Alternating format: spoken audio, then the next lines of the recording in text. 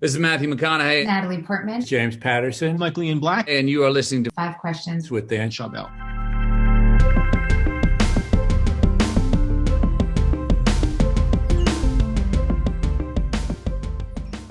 Dan, welcome to Five Questions. Dan, thanks for having me on Five Questions. Wow, it's good to have known you for 14 or 15 years at this point, and God knows It's how many crazy. interviews. But it's incredible, and I feel like each passing year we look more and more alike. yeah. So because a lot of people on this podcast might not have heard of you or read your books before, I'd like to kind of go a little bit earlier before your career as an author and writing all these great, popular, successful global hits. How did you transition from being a political speechwriter to being an author? Slowly and in a herky-jerky way. So what happened, and I think that's the story of all of our lives. To make a very, very long story short, I had worked in politics for a while and became a political speechwriter, working for Vice President Al Gore for several years. And I finally decided that I didn't want to work in politics anymore. And but I also noticed something else, that on the side, quote unquote, on the side, I was always writing articles. And this is going back all the way to college. So I was a hardcore social science major, linguistics, in college, but I also ended up weirdly winning a short story prize because I was just writing short stories on the side. I was writing magazine articles on the side and newspaper columns on the side. And in certain jobs in government, I wasn't even getting paid for them because it was like a violation of the ethics rules. And yet I was working on them at like midnight. And I didn't do it because it's like, oh, writing articles is my passion. It was just like, that's what I did. And so finally it occurred to me, really more occurred more to my wife. It's like this thing that I was doing on the side should be this thing that I'm doing in the center. And so I quit that job and I said, I'm going to take a few years and see if I can write my own stuff because I feel like that's who I am. And my wife didn't leave her job, didn't leave her health insurance. It was a small baby step in that direction. But it took me a reasonably long time. I mean, I didn't publish my first book until I was 37 years old. It wasn't like I was some kind of precocious writer kid who's out there publishing at age 22. It took me a while to figure out who I was. Age 25 here, but yeah, see, that's the thing. See, people like me, like we look at you and they're like, oh man, like how did these guys figure it out so quickly?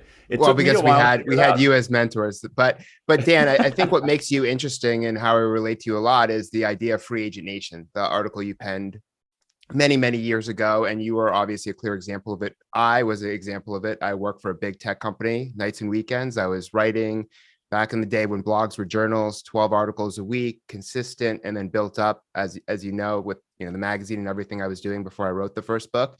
And I also think that the other aspect of you that you're really good at is not just the writing, but it's understanding the trends and doing the research, doing basically the hard work that a lot of people probably don't want to do, especially when they have the full-time job. But the gig economy has been so huge now. I mean, you got in with Free Agent Nation before this whole idea of side hustle. Yeah. I mean, Free Agent Nation, the book came out in 2001. And, they're always talking about the rise of people, self-employed people with side businesses, people with, I didn't use the word gig economy. That wasn't a thing yet. But I said, this is going to be, not everybody's going to work this way, but it's going to be a big deal. And it's happening already. And it's happening at some level in plain sight. And it's something that we need to keep our eyes on. I think that was, going back to my political background, or early political background, every once in a while you have a candidate and political consultants say about that, she was ahead of the voters. And I think that Free Agent Nation was a little ahead of the voters there. I was a little ahead, but I'm proud of that work because I think I was much more right than wrong. Yeah. And your new book is on regret, which is, I think a lot of people weren't expecting that topic after the past several. What new research did you uncover about having regrets that most surprised you? There were a number of surprises here in taking on this emotion of regret. And again, we not to get too philosophical on you, Dan, but we are different people at different times of life. So if you go back to the days when I wrote Free Agent Nation, it's very unlikely that I would have written a book about regret.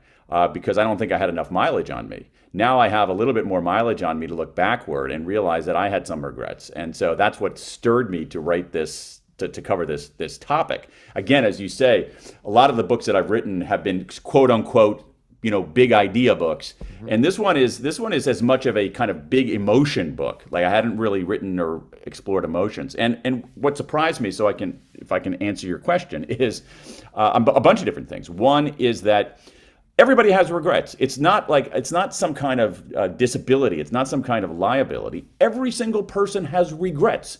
Regrets make us human. Truly, the only people without regrets are 5-year-olds and people with brain damage and sociopaths. The rest of us have regrets. And there's a rich body of science telling us that if we process our regrets properly, if we confront them, rather than fall through the trap door of this stupid no regrets philosophy, we can actually get all kinds of improvement personally and professionally. So I guess that's the meta surprise of all of it. I also did what I thought were some interesting research projects on my own to sort of get at the substance of regret.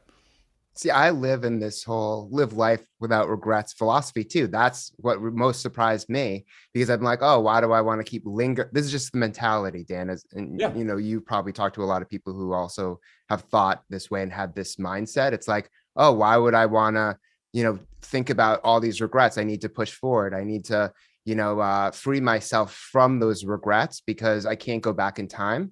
So me saying that, and based on your research and experience, what do you suggest? Why do you suggest that we should, live life with regrets and to think about them? Because looking backward is a way to move forward. That it's actually different. You say we should always be moving forward, and I actually generally agree with that. That we want to move forward, that we want to make progress, that we want to learn and grow. And what we've forgotten is that one of the best ways to do that is to look back and learn from our regrets. Now, here's the thing, Dan. It's how we deal with our regrets that is actually really important. So we can have this philosophy saying, I just ignore my regrets. I never look backward. All right. That is not functional. Like that, you're going to miss opportunities if you do that. There's another. So if we say that regrets are for ignoring, we lead to delusion. All right. It's actually harder to move forward that way. If we say, now there's another thing that you can do, which I think that you're identifying, and I think you're totally right, is that we can say, oh, regrets are for wallowing, right? We're just going to bathe and luxuriate in these regrets and this negative emotion. That's terrible too. That leads to despair. What we want to do is we want to use our regrets as signals. We want to look backward and say, what is this regret telling me? What's it telling me? And how can I apply that lesson going forward? And when we do that, there is essentially incontrovertible evidence that we're better able to move forward. That's why. So what I'm trying to do in this book is reclaim regret. And one of the things that's so interesting, Dan, is that it's unavoidable. I mean, truly, like our cognitive machinery is pre-programmed for regret. As I said earlier, not having regrets is a sign of a grave problem. People, if you don't have regrets, it means that you might have some kind of brain lesion. It means that you might be a sociopath. It means that you might be a little kid whose brain hasn't developed. It's how we deal with our regrets. And there's some really good evidence that if we deal with them in a systematic way, we move forward more adroitly and with a greater sense of meaning. And here's another one for you. One of the other ways I think about the past is at that point in time and who I was when I was, let's say, 18, I empathize with my 18-year-old self because he made that. All decisions are made for a reason and are not random. So I understand why that version of myself or the younger version of myself made that decision. And I'm not mad at him per se, if that makes sense. That makes so much sense. And it's so consistent with what the science tells us about how to deal with these regrets. Here's the thing. If the first step in dealing with many kinds of regrets is not to kind of pump yourself up with self-esteem and say, oh, I'm awesome anyway. But it's also not to do the opposite of what you were just suggesting, Dan, and saying, oh, you freaking idiot, what the hell is wrong? So the best move is exactly what you're describing here, which is self-compassion. which is a concept created by the psychologist at University of Texas, Kristen Neff, which basically says making mistakes, screw-ups and things are part of the human experience. Treat yourself with some kindness. As gooey as that sounds, self-compassion is one of the most powerful concepts in the psychological literature of the last 20 years. Once you do that, it turns out that there are huge benefits in actually disclosing our regrets. And I mean, they're amazing because when we disclose our regrets, rather than deny them, when we disclose them, we relieve the burden of them. When we talk about our regrets or even write about our regrets, we take this kind of blobby negative feeling and convert it into more concrete, less menacing words that makes it hurt less and actually begins the sense-making process. And then if we look at our regrets and say, what did I learn from this? And how am I going to apply this lesson going forward? We have all kinds of evidence saying that it can make us better negotiators. It can make us better problem solvers. It can make us better strategists. It can actually make us better parents. It can help bring meaning to our lives. And so what I'm trying to do here is reclaim this emotion and say, let's deal with it properly rather than put our heads in the sand, because it is in some ways I think it's our most misunderstood emotion, but I also think it's our most transformative emotion. Is there anything in your research that shows the longer you wait to understand these signals of regret, the worse it is for you? As in, the sooner you take a hold of the regret, the more likely you are to move forward in a positive way?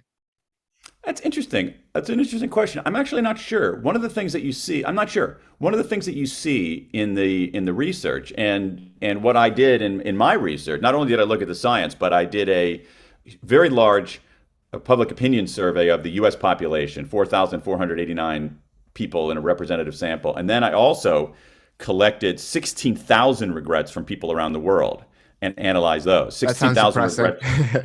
16,000 regrets from people in 105 countries. And one of the things that you see very, very clearly is that regrets of inaction outnumber regrets of action.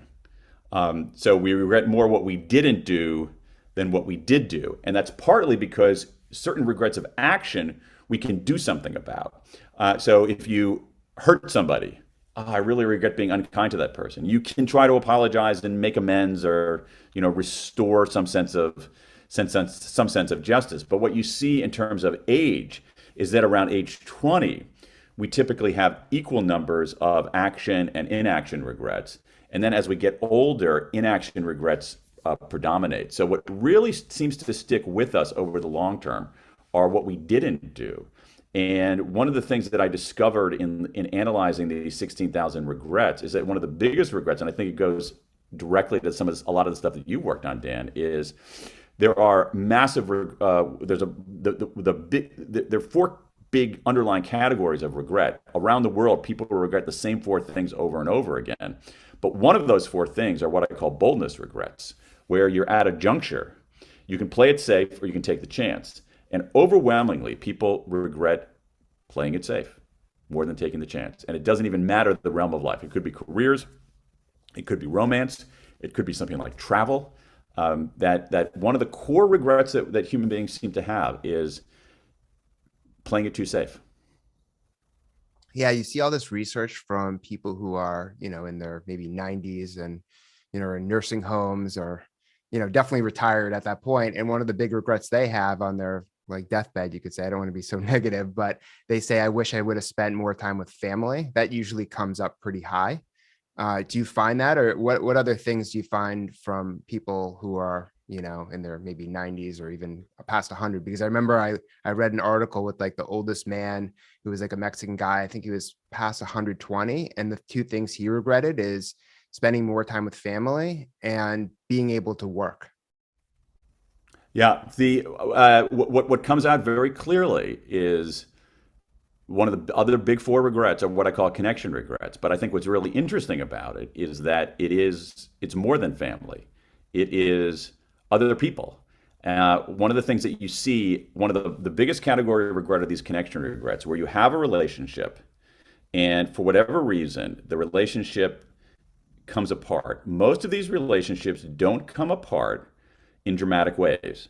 They end up coming apart through drifts. And what happens is that nobody wants to reach out because they think it's going to be awkward and they think the other side's not going to care. And they're always wrong. And when they don't reach out, they regret it. And so I think it's actually even bigger than family, because it's ultimately it is about our the love we have for other people. And that could be our family members. We tend to have this sort of narrow view of love as romantic love, the sort of love that I feel for my wife. But when we have love for our family, especially our children, but it's the love that people have for their parents. It's the love that people have for their siblings. It's the love that people have for their friends. One of the things that came out big time in this research from these 16,000 regrets is how important friendship is to people. And when these friendships come apart and people don't reach out, they regret it. And so I think what's interesting about this research on regret, and again, your instincts are like many people's instincts. Think, okay, why the hell are we talking about regret? It's a negative thing. What happens is that if we understand what people regret the most, and I think we do, we actually understand what they value the most, because it's a photographic negative of what makes life worth living. And what makes life worth living are the connections you have to other people, the chance to do something big, and then there are, two other big core regrets too. But so it's a little counterintuitive, I'll give you that. But that this emotion of regret actually gives us a path to a life well lived. Yeah. I mean, well, the Harvard Grant study is really famous, and that was all about relationships being king and queen and just about everything. And the other thing too, I think about, and I tell a lot of people this on like social media is, well, if based on your research, Dan, and based on, what we can all ponder about the future, if you know that there might be a drift, what are you going to do now to make sure there's not as much of a drift? Like all the people who I'm friends with who like will follow up with me, or me just following up with them, it's because my thought is in the future, maybe harder to get in touch, maybe more drifting. So who are the maybe 10 people that I want to talk to maybe every day now to ensure there's no drift? That's kind of my mentality. What do you think about that? But I think that's very healthy. And let me so a lot of these regrets begin at a juncture. Okay, so let's take so we talked about juncture where you play it safe or take a chance. And people not always, but people overwhelmingly regret playing it safe. Even people who take the chance and it flops, some people regret that, but far fewer than you would think. And so the number of people, so take the chance or play it safe. There are, and I'll come to yours in a second. There's also are these moral regrets that people have, where you're at a juncture, you can do the right thing or do the wrong thing. People do the wrong thing, and it bugs them for years and decades later. I have people that I interviewed who are breaking into tears, describing how much they regret bullying kids in school. They're 50 years old. I have a woman in the book who says she's been bugged for 60 years she's 71 years old, who she's been bugged for 60 years because her mother used to send her to a local grocery store and she would steal a candy bar every time she went, and it's bugged her for 60 years. Okay, so and then we have this thing about reaching out. So you're at a juncture, you can reach out or not reach out. And my view, I'm just your hallelujah chorus on this. If you get it to a juncture, my clear understanding of looking at 16,000 regrets from around the world, if you get to a juncture and you have a choice, should I reach out or not reach out? Merely getting to that juncture and asking that question answers the question.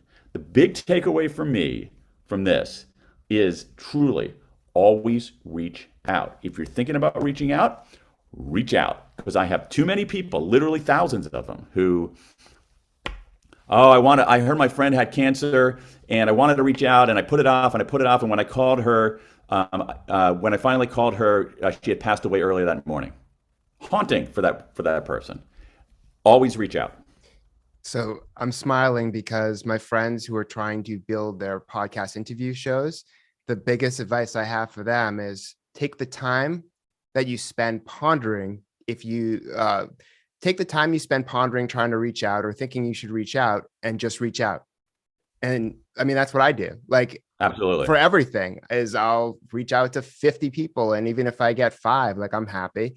And so I think it's that mentality. It's, just do it. And then you kind of build this kind of, you remove the fear from doing it in the future. So it's not as big of a deal and you just keep building because it's always going to be hard. But I think that, people waste way too much time thinking if they should do it when action is always the answer, because what's the worst that can happen? I think that's the other mentality. What's the worst that can happen? They ignore you. They say no, then you go to the next person. So I think it is this mentality that, I hope other people develop where, don't waste so much time thinking and just start doing. And what's your best piece of career advice? Well, you know what? I think I'm going to use for my best piece of career advice. I'm going to build on what you just said because I agree that completely. I agree with that so deeply, and it's something that I didn't learn well enough myself. But my best piece of career advice is that flip the process. We tend to think you have to figure out what you want to do and then do it. And my view is that the way that careers really work is the reverse. By doing things, you figure out what to do. And so what we want, and you see this at the organizational level too, where organizations do this huge strategic plan, thinking that that's going to guide them forever. And then it goes on a shelf somewhere and no one ever looks at it again. And what you really want to do is do stuff and try stuff. That's how you discover your plan. So that's my big advice. A little less planning, a little more doing, and you will find your way. I totally agree. And thank you so much for being on the show. Always a pleasure.